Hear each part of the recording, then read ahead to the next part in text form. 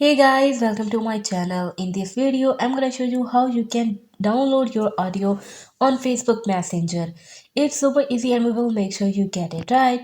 You just make sure you're logged in and using the latest version and make sure to watch the complete video carefully to avoid forgetting anything and making mistakes.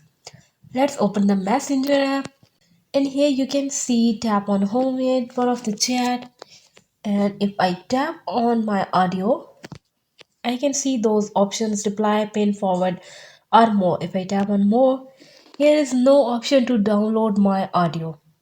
So I have the one and only way to download my audio that I can scroll down here and here you can see screen recorder option. Just tap here on screen recorder and it will record your audio.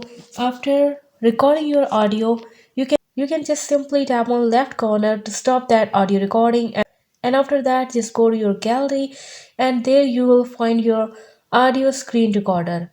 Hope you guys understand, and this is how you can easily download your audio. There is no other way to download audio on Facebook Messengers.